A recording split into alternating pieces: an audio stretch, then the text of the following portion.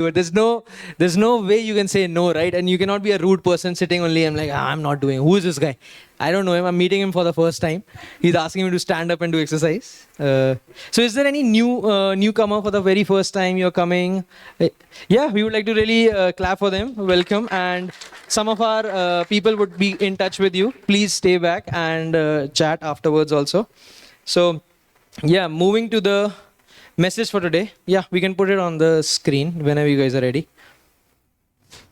So we are currently going through a series which is called Gospel Centered Life. And we have done 7 parts of it. We had some visiting speakers in the last few weeks also. So today we are going to be talking about how forgiveness works. This is a very common topic. This topic is almost like you would have it by heart. You would know what to do. The biggest problem in this concept is how to do it. You know how easy forgiveness flows, right? We know that Jesus paid it all. We sang that song. We know that he has forgiven, yet not I, but through Christ in me, right? We know by default that Jesus has actually promised us, if you really have believed in him, that he will forgive all of your sins, right? And so we know it's so easy to receive forgiveness, but at the same time, it's so difficult to give forgiveness, right? It's so difficult to process it for the other person, to the next person. So let's look at this, 1 Corinthians chapter 13. This is only to set the context of today's message, okay? So 1 Corinthians chapter 13, I'm just going to read it very quickly, and I'm going to only read like a selected part of it. So it says the majority of 1 Corinthians is actually like a letter about love, how love should be, right? It says, if I speak in tongues or of men or of angels, but do not have love, I am only a resounding gong or a clanging cymbal. I'm just an instrument who's banging, cut, cut, cut, cut, cut, like an empty vessel. There's nothing in me if I am only resounding tongues, speaking in tongues, doing miracles, healing, but there's no love. There's no love in me, right? That's what 1 Corinthians is saying. Paul is saying, if I have the gift of prophecy and can fathom all mysteries and all knowledge, and I understand each and every portions of the scripture, like you have done all your research and you're like the most literate person in whatever you do, but you don't have love, it's worthless. It's worthless. And verse 3 goes on to say, like there are verses saying the same thing in different angles. Verse 3, it says, if I give all I possess to the poor and give over my body to hardship that I may boast, but do not have love, I gain nothing. In the context, in the core of this entire passage, Paul is trying to say that we can morally do right things, but not really be a changed person. You can morally do good characters, show good nature to the world, but not really be changed in the heart. Not really be changed in the heart. It goes on to say in verse 4 onwards, it says, love is patient, love is kind. It does not envy, it does not boast, it is not proud. But we realize when we give, like Bible of course clearly says, when you give from one hand, let not the other hand know, right? But in some sense, when we do good, or we give to someone, we feel good. There is this, yeah, I did this at least, chalo. Okay, not much, but at least I did this. Like there is this self-pat on the back that we give to ourselves. Hey, I am a little different than the others, man. Like around my company, no one is thinking of poors. No one is talking to the janitor, to the cleaning staff, to the cleaning lady. I am doing very well, yeah. And you give a pat on the back to yourself. It's like, hey, I'm a good person. And that pat on the back is almost you're helping yourself to even grow in that same self-patting, self-sufficiency, self-appreciating in such a way that this is not a new thing that you're supposed to do. This is your default. This is how our default nature should be, because we were poor, because we were slaves.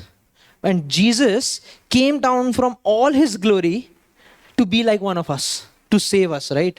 So this is something which is normal. If you are slaves and you're talking to other slaves, it's a very normal conversation, right? You're not really patting your back when you talk to another slave. And so that's how this whole life is. We can be morally, we can be characteristically changed on the outside, but our hearts are not changed, and there are different motives to change. So let's go. We'll not spend much more time on this, but it was just to set a context of okay what it is. I did not even want you guys to take out your Bible because I just wanted to keep it here so that you can verify what I'm saying makes sense. Okay, character or virtue are not adequate words, are not good enough words. Like the change that we have in ourselves when we stop making changes, it's not just a character change. If our character only changes, if our virtue only changes, then it's very dependent on our surroundings or on the external factors that affect us. Like you can be very good on a day where your boss is very nice to you, where your office day, your entire schedule that you have in your head, you woke up on the correct time, you were feeling energetic, you were not feeling lethargic, you know? So everything worked well on that day, and so your character was good. You were nice to people. Like some people have this, right? Hey, I did not have a good start. I'm fuzzy today, or I'm like crazy today, or I'm mad today. And some people work like this, like because the start did not happen good. Like you waking up late could mess up your entire day. Come on, man. Like that should not be us. That should not be us. Because Jesus on the cross, when he was being crucified, he was saying, Father, do not judge them because they do not know what they are doing. He did not let the outside people, the external factors affect his joy, his contentness. Where he was, his mental stability, he was still mentally stable. Like if someone punches me on the face, I would be very angry, right? I would of course be like raising my hand to punch the other guy. But Jesus was crucified and he is still able to say something like this. It's very easy to know this today because it's something you've heard probably from the time you've known about Jesus. This is something which is very commonly known. So why are we doing this today? If everything you guys know. The reason we are doing it just to get into the deepness of how it can really be an inside out change, not just on the outside, a change. You can be generous, you can be kind, but you still miss on love. People can live morally virtuous life without being changed in the heart. In the heart. Now, how does lie work in all of this situation? How does people end up lying? Like when a person lies or when a kid starts to lie, what are some of the reasons you normally tell them not to lie? You tell them, hey, lying is bad. Lying is not good. You should not lie. You encourage people to be honest, right? You encourage people, hey, why are you lying? What's the fear about? Like, just say honestly what you're feeling. Like if a kid messes up something in the house, like the Sunday school happening, a lot of kids, and just imagine they broke something. Maybe they broke a media item or something, some item. And now they are scared, they're not telling, and they're like, no, I did not do it. And the reason that they're saying this lie is because of fear. The fear has already creeped in them. That, hey, if I tell the truth, if truth comes out, all of my reputation is gone, all of my sanity is gone, even I would not be trusted with anything else in the future. And so the reason we lie is because of fear. Right? We tell people, don't lie, you'll get caught. If you'll get caught, what will happen? You first did the bad thing and you lied also. Double, like you'll be caught in a different level. Don't lie or God will punish you. Some of the Christian answers would be this. Like in your households probably when you were growing up. Don't lie. God doesn't like liars. God doesn't like liars. He died for them. Come on. Okay. But that's the reality. He does not like us now lying, of course. We shouldn't lie anymore. But he died for sinners in the first place. We were still sinners when he died. We were not pure-hearted people, not lying, not coveting. We were those bad people. And one thing else would be say, liars are terrible people. They are horrible people. We would show them the news channel, this person has lied so much, his company has gone bankrupt, this guy, like recently a guy did a podcast also, right? So I'm just saying, you realize there is this lie, and you realize if a person starts lying, you'll be like, hey, they are a terrible person. Just by seeing that they're lying. The big problem in this is motivation to lie is fear. Motivation to lie is fear that if you tell the truth, everything will be out. People will know who you really are. Like if you go to office late regularly and you're like, hey, there's traffic, man. There's rain, water is just on the roads and it's horrible. There's ditches, there's a horrible road. Like I had to swim and come through. Like your parents had those stories, right? We had to walk 20 kilometers. You will say in Hinjawadi probably we had to swim 10 kilometers to go to our work. And that might be true also for some of us. So, like motivation to lie is fear. Motivation to lie is fear. You don't want to be rejected. You don't want to be caught. That's the reason a person lies, right? Out of fear. You can make them... So, out of fear of telling people, hey, these are the things which will happen with you if you lie. So out of fear, you can make a person not to lie, but reality is that they lie because they are in fear. The reason to lie itself is fear. So even if so you realize you're not giving them a solution. You're actually just making them fearful of something else. The person is lying because they want to save themselves, but you're saying, hey, if you lie, you'll get caught. If you lie, God is not going to love you. If you lie, things are going to go bad. And so you're putting another fear in place of their original fear instead of dealing with fear itself. Right? And I think that is what we need to talk about. In traditional modern training, you've only restrained the heart, but not fundamentally changed the heart. You're only restraining the heart to be fearful of lying. But you have not fundamentally changed the heart, not its character. You've only changed the outward appearance of not to lie. The roots of dishonesty, instead of dealing with it, you have forced or made it into kind of a law. That if you lie, this will happen. If you lie. So people are fearful to break that law. They're fearful to break that law. It's very artificial. It's very man-made. It's temporary. Because if the circumstances change, you will end up lying. You will end up committing a sin. You will end up... Like all of these sinfulness or the sins that are mentioned in the Bible, all of this is very much dependent on how the external factors are.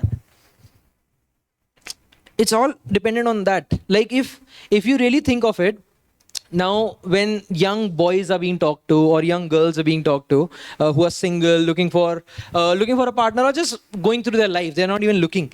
But normally what people tell them is, hey, stay away from make a wise decision. If you really like a person, then only start looking, seeing each other, then only start dating or anything like that. Something very commonly you would advise that. But now a lot of the people would be like, hey, I was doing okay. This person came in my life and just messed me up. And this is true for some of you guys who you would not do it. But the reality is, if an external person, a person from outside could come and just mess you up, I don't think that's the place we need to be. We need to be at a place where external factors don't affect how our character is. Like you are so confident, you are so virtuous, you are so like, there are some boys or girls I'll meet and they'll be like very much godly. The girls would cover their heads also. Like whenever you meet them, not in this church, maybe in this church and other places also, but they would be very nicely dressed, very humbly dressed and would talk nicely, would want to know about the gospel. But at the same time, as soon as they go back to their college or their workplaces or their wherever they work, you just see a different person over there, or you just hear different stories. Hey, you're so good and well in the church, but how come things are not happening well in your workplace? Like how are people suddenly looking at you with a different mindset, different thought? And so you realize, because whatever we are mostly in the church. Like Sunday mornings, we wear almost like a new dress every Sunday. And we come all full prepared, fully looking forward to God, raising our hands during worship. But as soon as we go back to our workplaces, our boss gives extra task and we are like, what is this boy? I want to switch. I don't want to work here anymore. They are just terrible people, right? And so suddenly you were very good on Sundays, and suddenly during your Monday itself, the next day itself, you're all shaken. You're all thinking, okay, what have I done? Why am I still here? Like some people are in their jobs for years, And I'm pretty sure a lot of those people are thinking, I'm going to switch now. I'm going to switch now. I'm just about to switch, but they're never switching.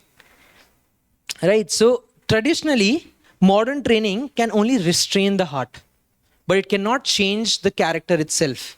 The roots of dishonesty, instead of dealing with it, you have forced or made it a kind of a moral law. It's artificial and therefore temporary.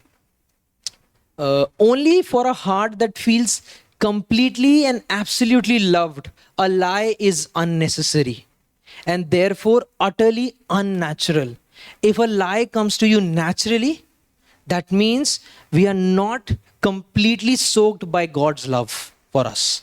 We are not absolutely soaked by God's love for us.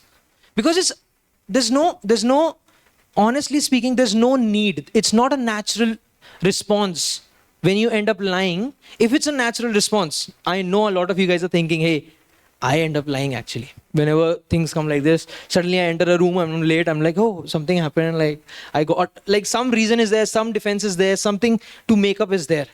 If it's your natural response to lie, we still need to know how to be completely and absolutely, how completely and absolutely loved we are. Right? Therefore, it's only an experience of grace of God through Jesus Christ that can actually change our hearts rather than restraining the heart. The law was almost restraining the heart of people. The law was given, people did not really understand it because they were just taking it word by word. And whenever they messed up, they would just take 2 cows and sacrifice them. Maybe 2 goats, the next time sacrifice them. Smaller sin, take a dove.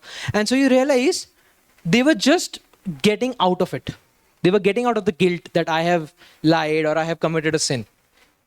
But when Jesus came down, the reason Jesus came down, because the hearts of the people were not changed. And I realized 2025 years later of Jesus' birth, our hearts are still not changed. We still look at even the New Testament, the beautiful covenant that Jesus has raised with us, also as a law. That we don't want to lie because Jesus is not happy with us. If that's the reason you're not going to lie, that's not enough. That's not enough. If Jesus will look down at you and will be like, oh man, what are you doing? Why are you lying? If that is what you're thinking when you're lying, that means you're lying out of fear. Or you're not lying out of fear. You're not lying out of fear. Our natural response should not be to lie. Now let's go to the actual passage for today, which is Matthew chapter 18, verses 21 to 35. This is a well-known passage again. We know that there is a master who forgives debt, right? Who let go of debt of a servant. So let's go to our Bibles. And would anyone like to come up and read the passage? Or wherever you are, I can just give you the mic. Yeah. Then Peter came to Jesus and asked, Lord, how many times shall I forgive my brother or sister who sins against me? Up to 7 times? Jesus answered, I tell you, not 7 times, but 77 times. Therefore, the kingdom of heaven is like a king who wanted to settle accounts with his servants. As he began the settlement, a man who owed him 10,000 bags of gold was brought to him. Since he was not able to pay, the master ordered that he and his wife and his children and all that he had to be sold to repay the debt. At this time, the servant fell on his knees and before him. Be patient with me, he begged, and I will pay you back everything. The servant's master took pity on him, cancelled the debt, and let him go. But when that servant went out, he found one of his fellow servants who owed him 100 silver coins. He grabbed him and began to choke him. Pay back what you owe me, he demanded. His fellow servant fell to his knees and begged him, Be patient with me and I will pay it back. But he refused. Instead, he went off and had the man thrown into prison until he could pay the debt. When the other servants saw what had happened, they were outraged and went and told their master everything that had happened. Then the master called the servant in. You wicked servant, he said, I cancel all that debt of yours because you begged me to. Shouldn't you have had mercy on your fellow servant just as I had mercy on you? In anger, his master handed him over to the jailers to be tortured until he should pay back all he owed. This is how my heavenly Father will treat each of you unless you forgive your brother or sister from your heart. Thank you, Rumi. So, Yeah, this is a known passage, right? It's not the first time you're reading this. If you are, we'll try to explain it as much as possible. So in the heart of this parable, this is a parable, okay? How it starts, this conversation starts, Peter comes in and says, hey, Jesus, how many times should we forgive the other person? Jesus says, how many times do you think? He says, is it 7? And he goes on to say, no, 77. Actually, some translations would say 70 times 7. That would go like, I don't know, you do 70 exponent 7. Okay? And so you realize Jesus is talking about that. Jesus is talking that you need to forgive the other person almost unlimited number of times. Almost unlimited number of times. There's no limit to it. Like if you're looking out for the limit, that means you're only following it as a law, right? Again, at the same time. If you're looking, okay, 77 also. Let's look at, and you're at the 77th time of this person now. And I'm telling you, with my wife, I've probably crossed 100. Okay? So I don't think I can ask her for another forgiveness, if that's the concept, right? And so you need to realize, if you're looking for that 77 is the final time I'm going to forgive this guy, or this is the final time I'm going to make it, forgive this guy, then it's not the change of the heart. You're only looking to, and there is a balance between all of that also. I will come in the, we will discuss about it as we go on. But it's not about the number. Jesus said it's not about the number, it's about the heart. It's about the heart, right? Now in the heart of this parable, so then Jesus goes on to tell a parable saying, hey, there was this man, this rich king who had these servants, and the servants, he was taking back the money. So one of his servant came and he had this much as a debt. So now the heart of this parable is this word which is patience in verse 26, right? The servant asks the king, be patient with me. Like, how come this guy is able to ask the king to be patient with him? How come? Like, he owes him. Okay, let's first find out. As soon as the word servant comes in our mind, or as we read it, we think of like a common help, or maybe the people around the palace, maybe maids, maybe cooks, maybe all of those people, right? But let's really look how much he owed, right? Now, if someone says 10,000 sum in 1850, what is it equal to 2025's currency? It's very hard to tell, right? It's very hard to tell.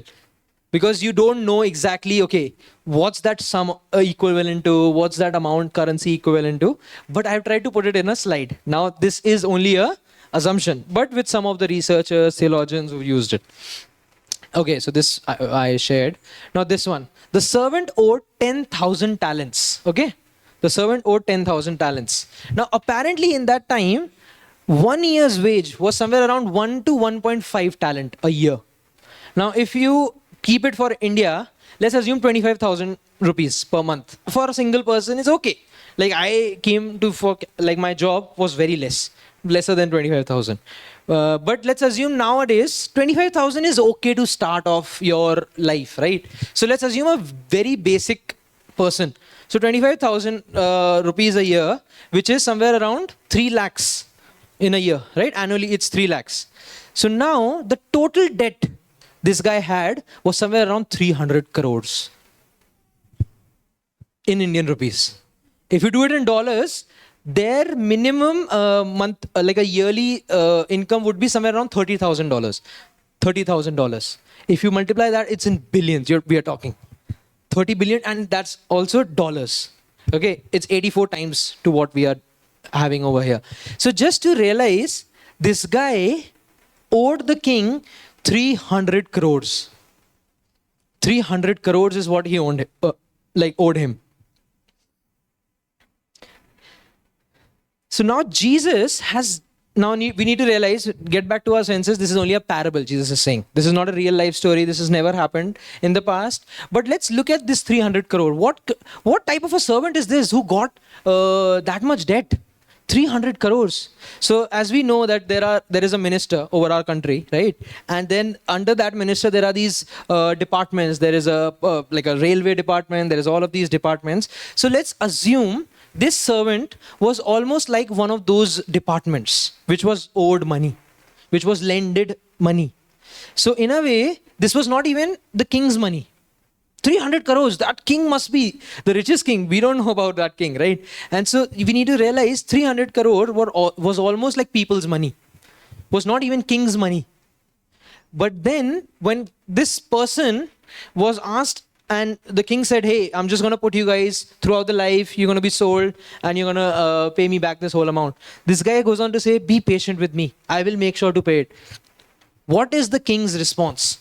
The king goes on to actually forgives, let go of his debt. Now we need to realize it's not easy for king to let go of that kind of a debt. It was not even his own money. 300 crores. Like even our prime minister will not be able to let go of 300 crores of even the his best buddy minister, whatever that guy's name is. I don't remember. Okay.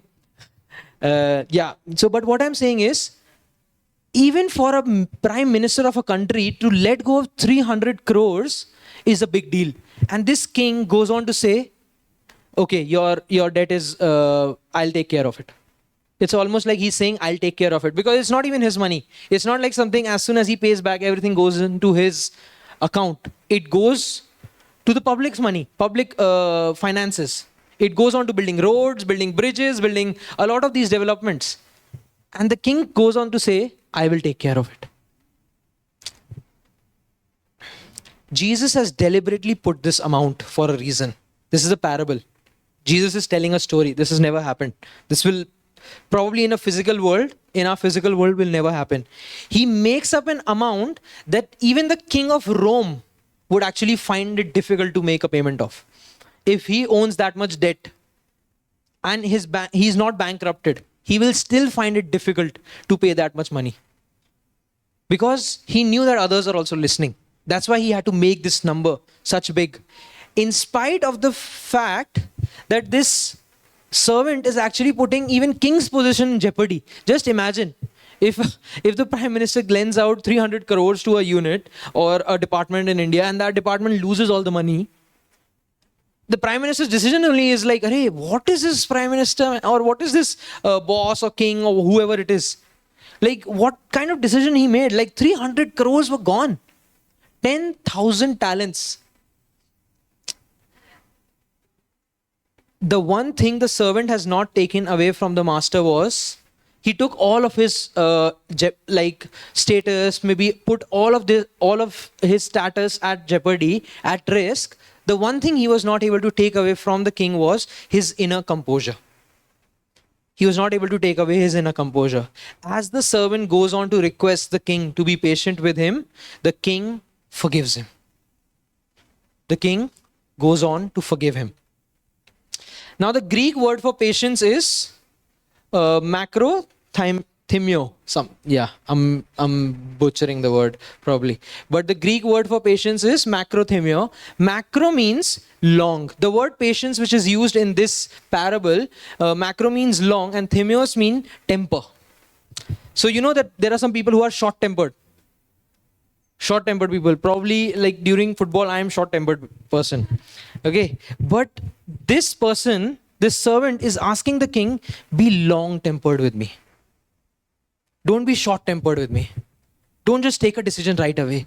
Be long-tempered. You know how difficult it is to be long-tempered with someone? It's very easy to be short-tempered. But long-tempered, you have to agree that they are doing bad with you regularly.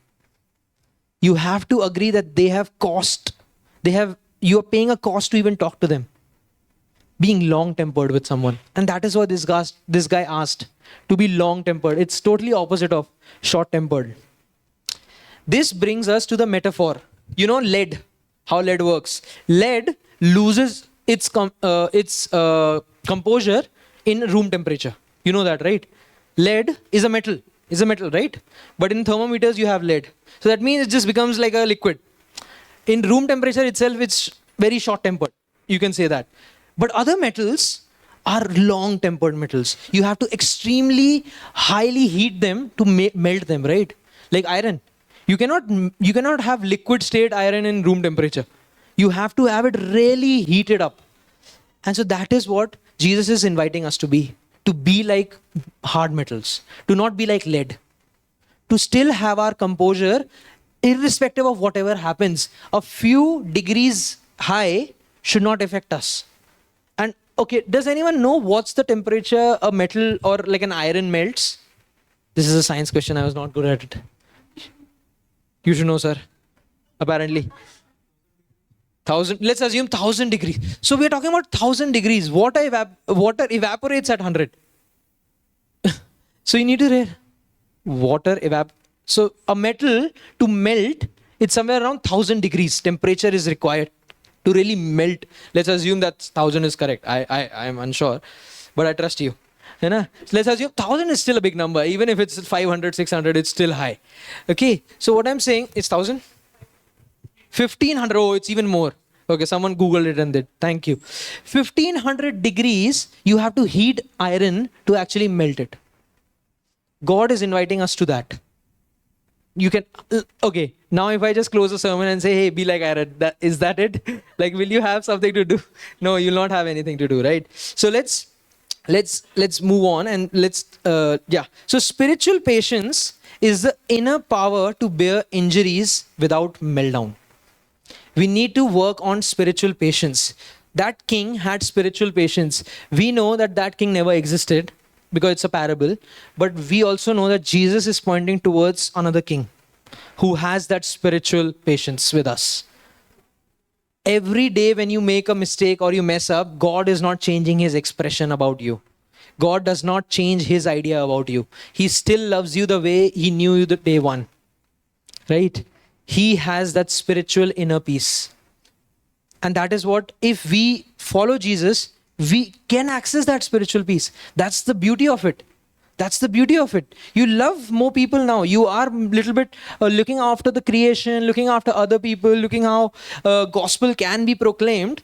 That means you are changed in some of these areas, right? And this also says that we can change even in this area, where we can have spiritual inner patience.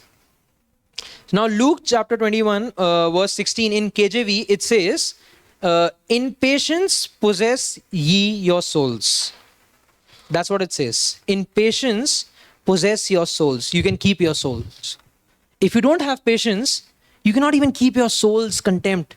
You cannot keep yourself in the right state of mind. To suffer, honestly speaking, you don't have to do anything.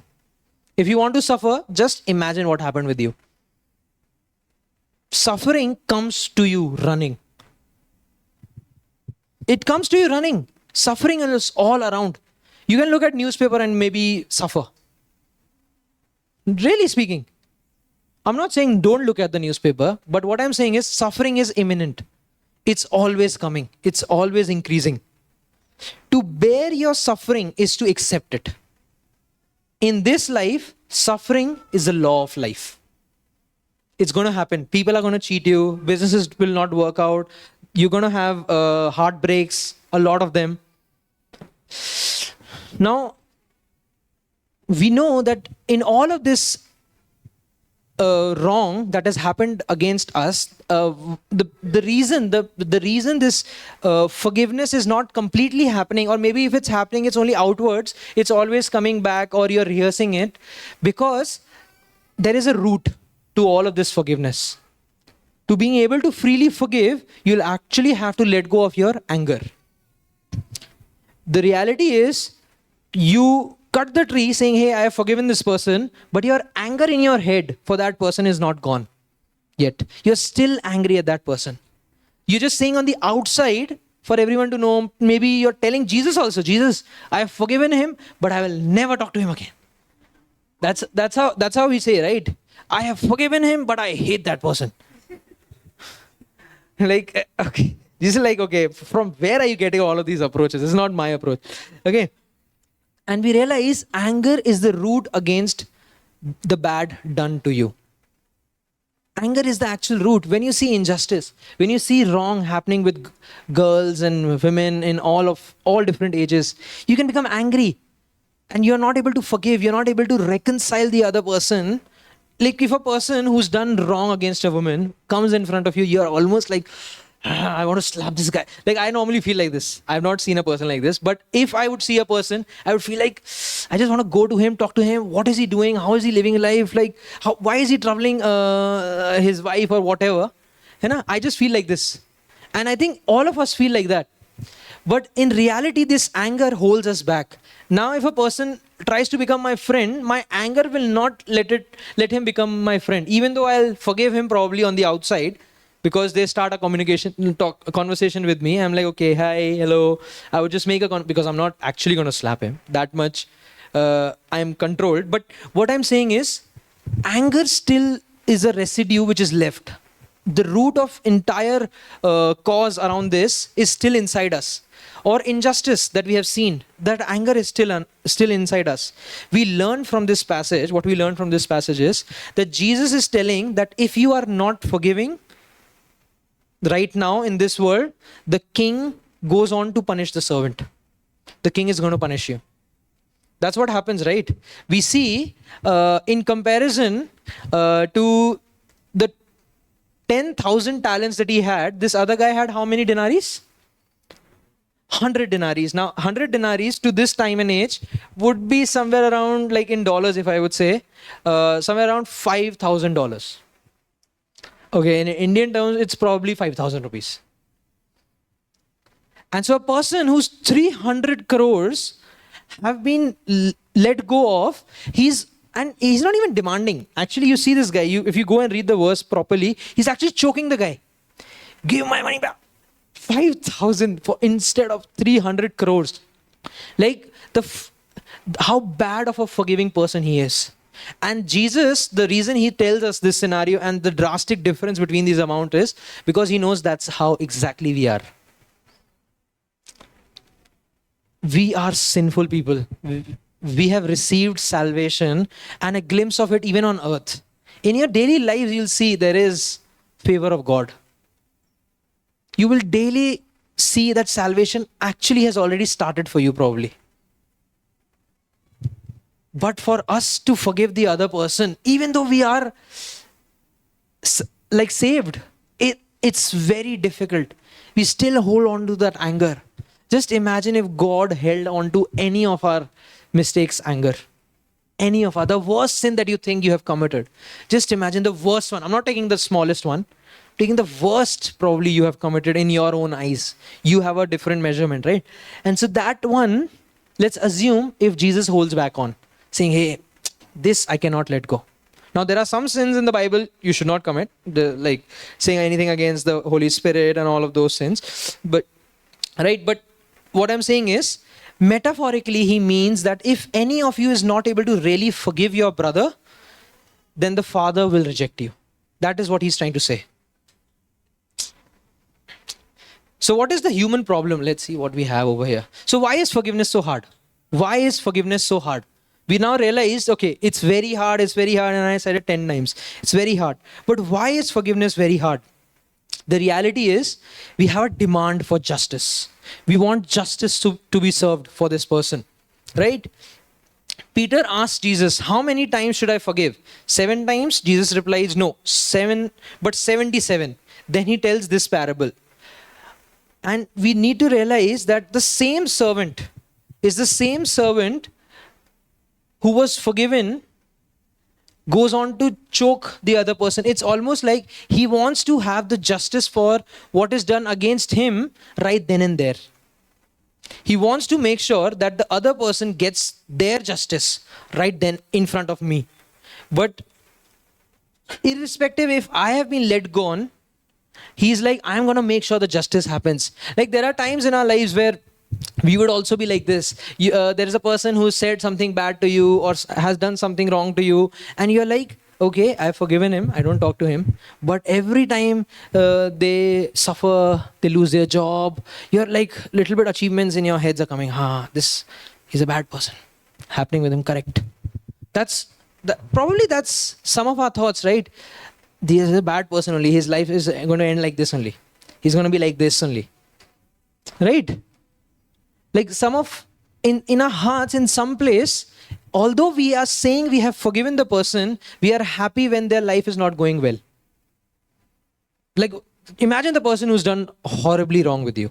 I'm not talking about if I have said something bad to you guys and I'm sure you are not doing that. I'm sure we are still much more stable than that. But what I'm saying is, for the people who have done bad with you, we say that we have forgiven them, who may have cheated you, who may have, like if I go to Indian backstories, family backgrounds, like father's land taken by this father, this chacha, this nana, this uncle, this auntie, like all of those quarrels, if they still hold on in your hearts and you're like, now things are not going well with them, it's correct only.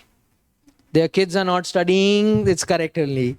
Like, okay, I'm just saying, this is how we normally process things. We are like, okay, we did not say anything at that time. We were godly, praise God. God, you brought us here, you saved us, you gave us everything. But whatever is happening with them, they deserve it.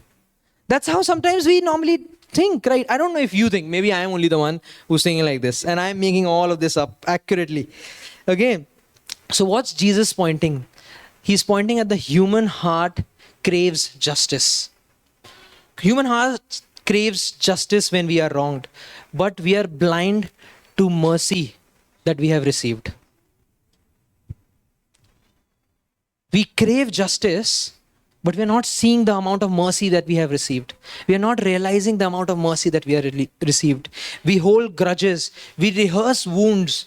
You know, there are times I feel you just go on and think how bad they were on that phone call, how bad they were when I met them last time, like how bad they were. Like you're just rehearsing it. It's not even happening. It's been months after that instance. We replay offenses because deep down we want to be made right. Even if it means imprisoning others, not physically, emotionally. Emotionally, you're still imprisoning them, right? You're still saying, hey, you're a bad person. You're a bad person, you should not be reconciled, you should suffer for your sins. That's what we are emotionally imprisoning them. The gospel answer, what's the gospel's answer to it? Gospel's answer is that God does not ignore justice. I don't know if I have this here. Yeah. God does not ignore justice. Just let it sink in your hearts. God does not ignore justice. Justice was met completely at the cross. For my sinfulness, the horrible things I've done against people in my past, all of it has been taken care by Jesus. All of it. Now that does not give me license to do more bad and more bad now. Actually, now I should be more merciful. I should be more concerning. I should be a changed person on the outside. If on the outside I have received this forgiveness from God and I'm like, okay, my sins are forgiven, but now Jesus is going to forgive every sin, right? I'm just going to do it. Or if you don't even think like this, you're like, okay, oh, this one happened. Sorry, Jesus. Like you take it very lightly, for very granted. It's like, it's an easy cost for Jesus. He already is on the cross, right? I'm just going to attach this bill also. Like you're anyway paying, can you just pay for this one also? It's like when a reimbursement is happening in your companies, you're like, oh, this much receipt also I can put. Like, sir, can I put last month's receipt also? Like it's almost like that we are doing, right? You're almost like that. And so the cross of Jesus is the ultimate proof that justice matters, because you and I were supposed to be on the cross. We'll come to it. Yeah. The ultimate proof of justice is the cross. Our debt wasn't overlooked. Your debt wasn't overlooked. Your salvation, your life, this life that you are living, a happy life where you feel presence of God regularly, came at a cost. Jesus gave his own life. He suffered through those blows. He went to the cross. In Hebrews, I think it's written, he endured the cross. He went to the cross with joy. How can a person go to a cross with joy? Because he knew that you and I are going to be saved.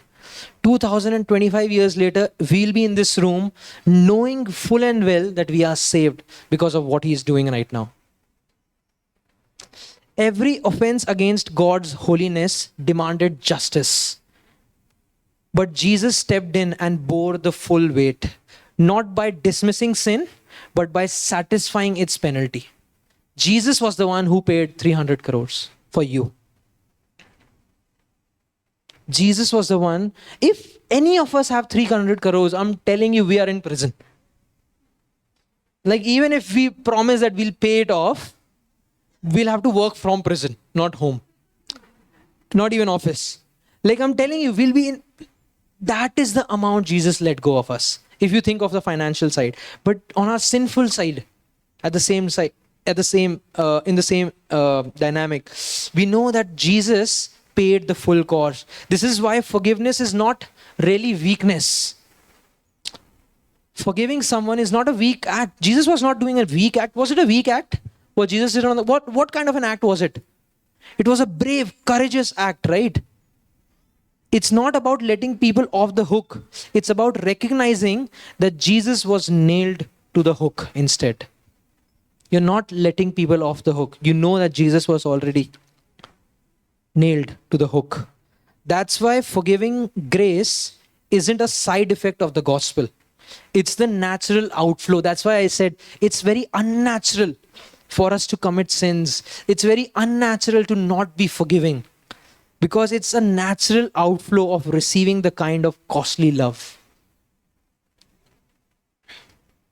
So how does the gospel make it possible? How does the gospel make forgiveness possible?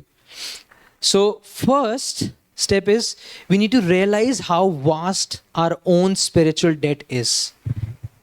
Let the mercy of God wash over you. Not once, but daily. If you only remember, or if there's only one day in your life that you're going to remember that my sins have been paid for, the effect of that experience will go off like any other thing. But if you experience that on a daily level, knowing that your sins have been completely washed away in Jesus' blood, that gives you power. That helps you to receive his forgiveness. Let the forgiveness reshape your heart. Bitterness is like drinking poison, hoping someone else gets sick. Bitterness is like drinking poison, hoping someone else gets sick. But grace, actually Grace is sitting right there. I'm just saying Grace multiple times. She must be like, trigger. Okay, but grace softens. It opens your hands. It opens your hands. Third thing is we extend forgiveness in obedience, not in doing something good for the other person. We do it in obedience, not because the other deserves it, but because you didn't either. You didn't deserve it in the first place. It's not optional.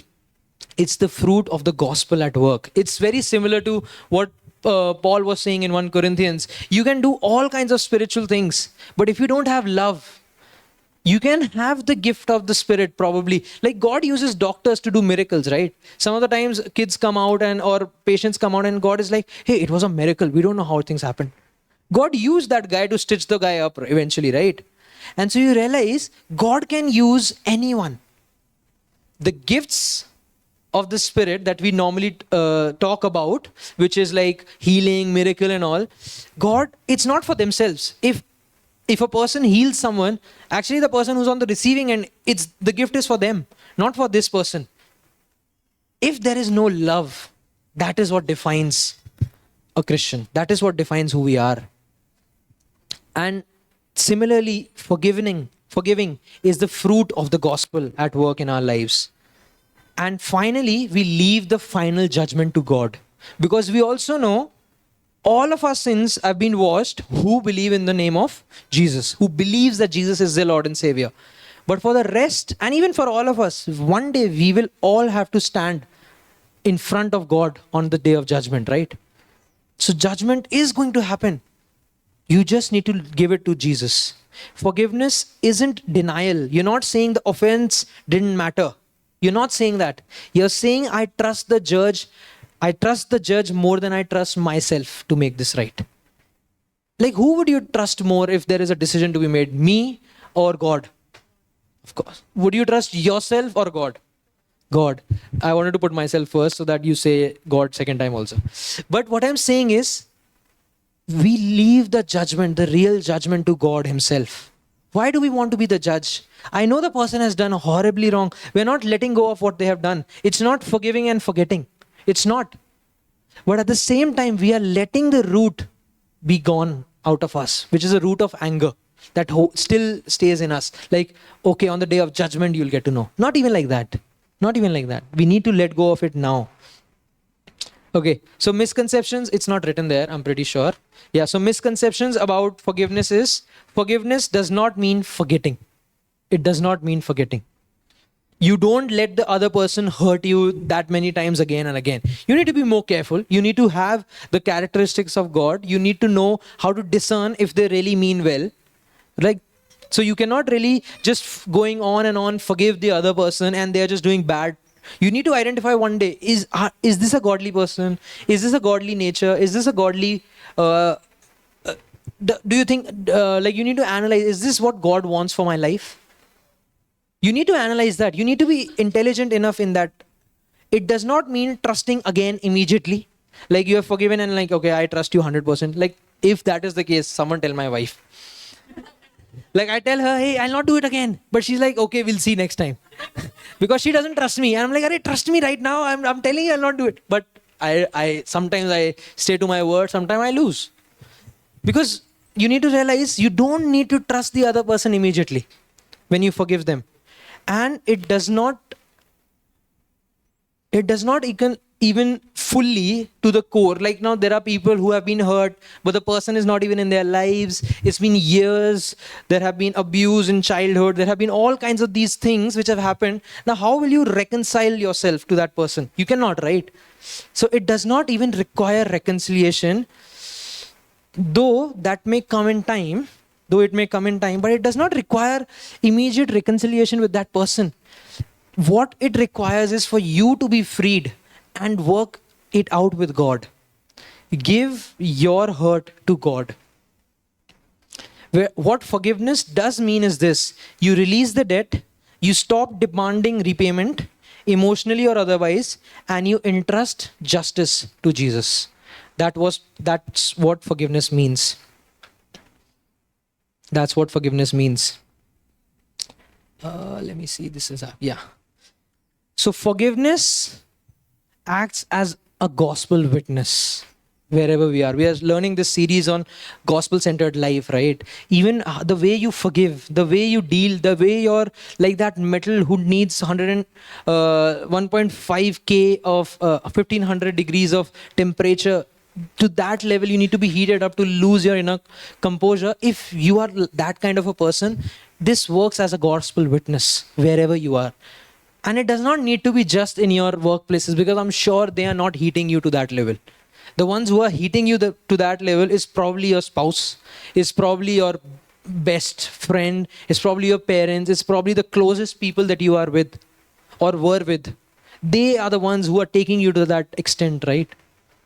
And you can give them that 1500 degrees ka grace space before you really melt down.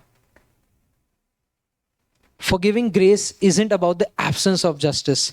It's actually the presence of Jesus. Okay. I think let's do this. So let's pause and reflect now. And at the same time, I'll ask even the communion, the ushers to be ready with the elements. We'll partake in communion also. But let's pause and reflect in your own selves. You don't need to answer it. Who do you feel still owes you? Who do you feel still owes you? In what ways have you resembled the unforgiving servant?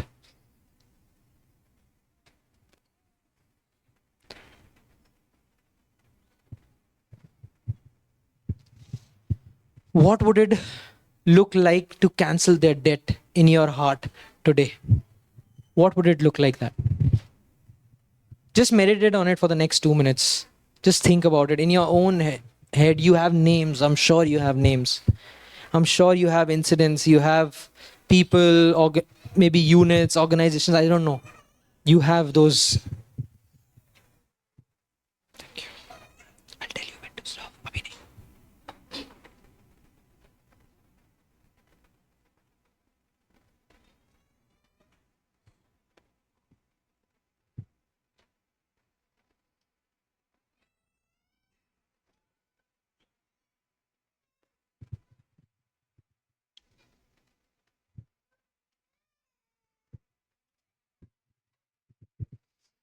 Forgiving grace isn't about the absence of justice, it's the presence of Christ.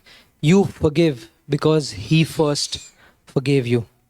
You release because He released you.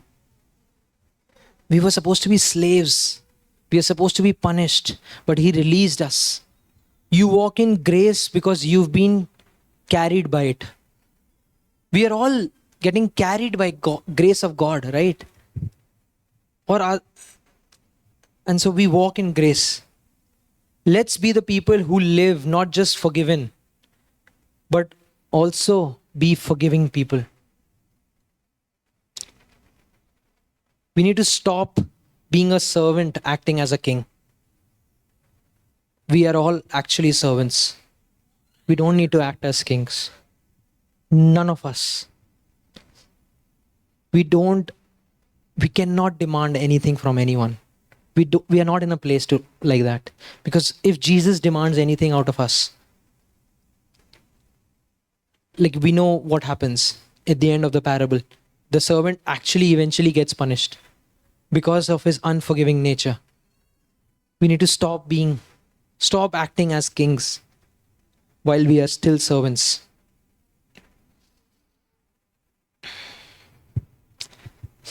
Yeah, and just keeping in this in your heart, we know that like how the scripture reminds us, the New Testament reminds us that if any one of you has done anything wrong against your brother, or has any quarrel with your brother, do not come and give your offering. Go and reconcile with your brother and then come back, right? That's what the scripture reminds us.